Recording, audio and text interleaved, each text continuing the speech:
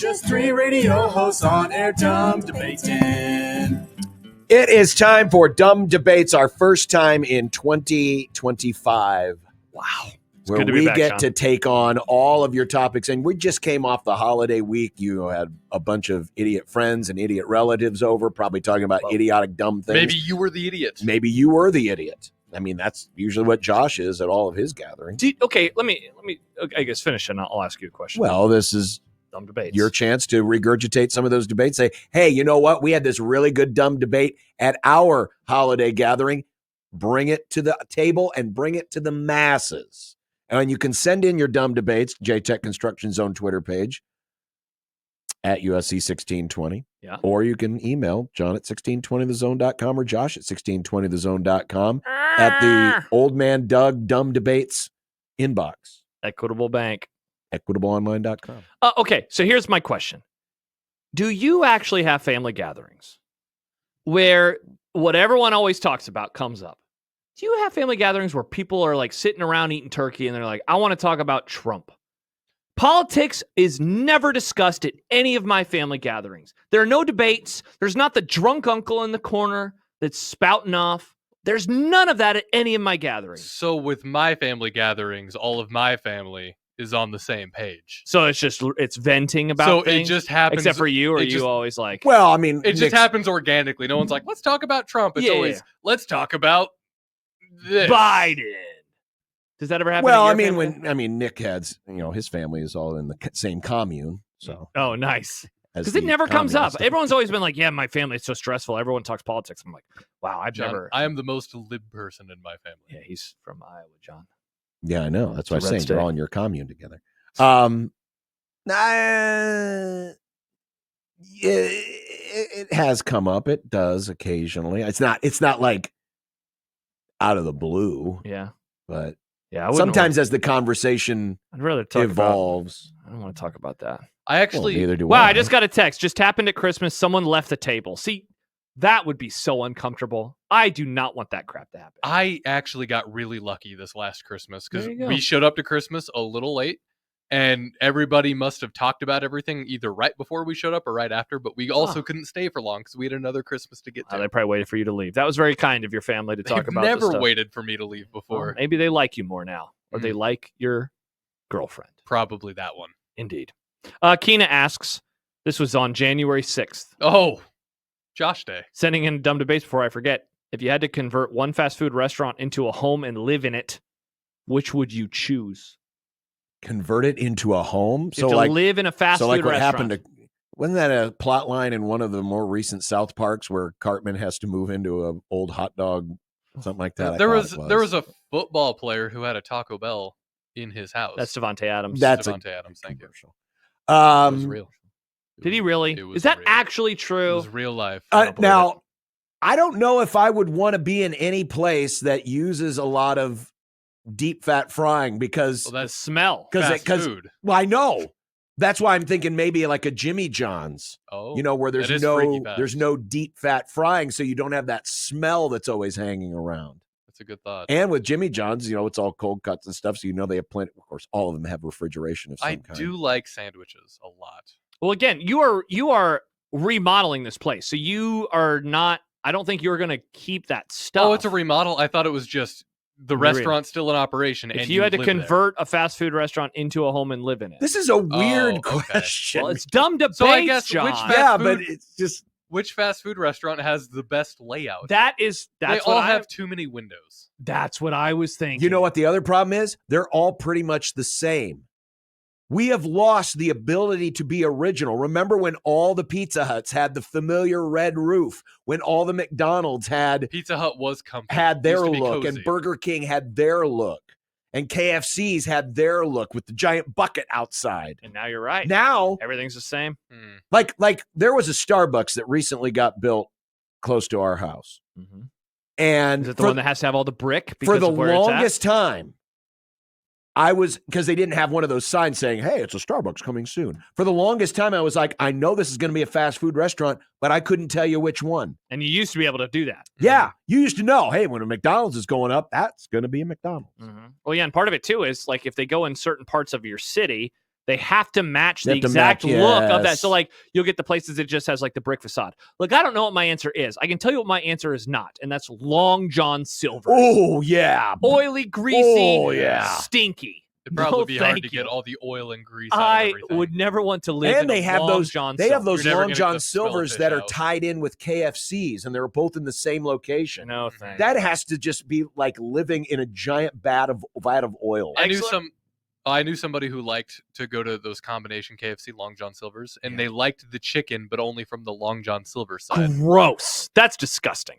Stib says the BK with the cool curved tubed windows would make a great sunroom. I do That's like when true. those Burger Oh Kings had yeah, that. when that was all the rage, when yeah. everyone started building those sunrooms Mm-hmm. Or the that play. then later got converted into play places. I did like the play place. The play place was fun. Yep. I think my answer would be, it would either be like a coffee shop. Well, not like the little coffee shop, Mm-hmm. but the bigger Starbucks, or like a Jimmy John's, because I don't want all that deep fat fried It's a oil solid idea, man. smell It's a solid permeating idea. through the walls. I a good think idea. I would convert one of those pizza places that are kind of in a strip mall. So the only place where there's windows are in the front, and then the back you can still have your privacy. Yeah, but then you're in a strip mall. So wait, you want to? Yeah, that'd be a bummer. I mean, it'd be a bummer, but there's too many windows. I think restaurants have too many windows. Sleeping is important. Well, but you get giant blackout curtains. That's Just John. You know massive how expensive blackouts. those are? I'd Well, have to do you're that. already rich the enough whole to way. afford living in a old fast food restaurant. Nick, I have blackout in a business curtains that location. we don't use anymore. I can give them to you if you want them. I don't think we need them. Okay, they're just taking up space. Thank you. Just get a whole bunch of aluminum foil and just put that up. Just put up aluminum foil. That wouldn't make you look crazy at all. Bingo. It's exactly what I was going to It say. would fit. Rick wants to know. Hello, Rick. Hollywood loves making movies, remaking movies. Yes. Yeah. And we did Blue Chips many months ago in the movie club. Many months. In today's NIL world, how could the movie Blue Chips be remade? It would have to be about, honestly. Gambling. Ooh, that's a good one, Nick. That's actually the answer. Because I was going to say, kind of like with Nebraska's newest player, you would have to do it something related to crime. And the coach is... So a porno about sharing, venereal disease. Or you Exactly. could go gambling and it can be about That's the Iowa. answer. That's actually the better answer, And because Iowa I State. think there are a lot of people are legitimately concerned about gambling and games being on the up and up. And so the coach would take in a sketchy player who apparently had thrown a game and won some money for a local bookmaker. And he would be like, no, I'm going to believe in you this time. And you're not going to do it. And then the player would do it. And then the coach would get fired. I think to stay with the spirit of the question, if it's still about recruiting and not so much illegal recruiting practices, but it could be like a buddy comedy where it's one of those road comedies where, the first act they're at this school and then halfway through the season they transfer to the next school. And then right before the playoff, they transfer to the next school. Make it a buddy travel comedy. Lamenting having to re-recruit players. Then they transfer to a JUCO so they can get an extra year. Exactly. And then they transfer back to another school. Basically, it's just going from town to town to town to town. Mm-hmm. Mercenary college football players. Oh, by the way, John, first-time texter John. Hello, John. Welcome to the text club. Oh, that should be a thing. The 1620 text club. Oh, fun. Says the Amigos on 84th and Dodge has a loft. Oh. There you go. Then you don't have to worry about your loft. windows. I wouldn't mind a loft. Caleb asks in the Equitable Bank inbox, this may have been a debate before, but my debate is who is the bigger contrarian, John or Nick? I feel like every time Josh and Nick agree on a sports take, John comes in just to go against what everybody wants, like being an SEC homer. Or I remember him defending the Olds when changing Memorial Stadium to card only, which worked fine. Yeah. My take is John is the bigger contrarian when it comes to sports, but Nick is when it comes to random life takes. That's fair. Now we have to Which means we have the contrarians and conformist Josh. Oh, interesting. I mean, you Even look at though I how love Josh things is for being dressed today with the different. vest and the tie and The the collared sweater. shirt. nice sweater and tie. And that conformist. rant he went on about how football is so American because it's about war and taking things over. Yeah. We got to I mean, we got a regular Alex P. Keaton Think over for here. yourself once in a while, Josh. I think for Do you myself. did you get a new picture of Nixon to hang up in your house? I only put up a picture of him to throw a knife at. You know what, John? Josh's favorite fast food place is Popeyes. You know who else likes Popeyes? Everyone else. Yeah, because it's the best fried chicken place out there, Nick. What are we talking about here? Now, I would love to hear from the friends of the Grum because I am biased. I work with you too. The answer is Nick. Nick is absolutely the bigger contrarian, though John has become more of a contrarian recently. How have I become a contrarian? You have. On what subject? I mean, he's not wrong about the SEC thing, and yet you did. The SEC thing. Now, what have I said about the SEC? That you love it. You want to marry it. Yeah, you no, I have openly said how much I root against both the Big Ten and the SEC. You used to crap on it. Contrarian. You used to crap on it, and now people are all crapping on it, and you're defending it. How am I defending the SEC? I said it with Herb Street earlier. You kind of like him now, and I think it's because he ruffles feathers, and people don't agree with him like they used to. You used to hate Kirk Herbstreit. Now I think you kind of like him because he vents about college football stuff that you also hate. Well, but there are a lot of things about college football that aren't likable. That's the other contrarian part. You don't like football anymore, and you used to love it. Again, as the only person in this studio who knows what it's like to have a team in the playoffs, Okay. I love football. John, my team's been in the playoffs twice in the last 3 years. Nice. Baymon writes, I would pose that Nick is the more obvious contrarian, but John is a bigger one and just sneaky about it. Oh, sleeper contrarian. I'm a sleeper. It's my sleeper cell. Dragori says John is a bigger contrarian because he wants everything like it was in 1985 and hates everything after. Oh, John Bishop, Bears lover. Jordan points out the SEC thing because both you and the SEC say that bulls don't matter. Handshake meme. They don't, folks. Wow. Classic SEC take, John. Hard to argue. Again, that's not an SEC take. They started it. They did start it. Remember that Alabama would lose. I wasn't even thinking of the SEC when I made that comment. Interesting. And everybody else was agreeing with it, by the way. So who's the contrarian? I say it's all of you. Happer's meme guy says, is John a contrarian or just an old white? Oh. I think maybe all old whites are just contrarian. I think actually that might be what it is. Let's see. No, that's well. Is it some of these two. Who's going to win the election? Yeah, we already know what that is, and Josh came away very happy, as you can tell by the way he's dressed today. Do Republicans like sweaters? Is that what this look is? Democrats wear ties too. They definitely like war. Yeah, and they football. do. Hey, everybody loves war. What is it good for, Josh? Absolutely nothing. Here's one. Stib says neither are contrarians. They just have bad takes.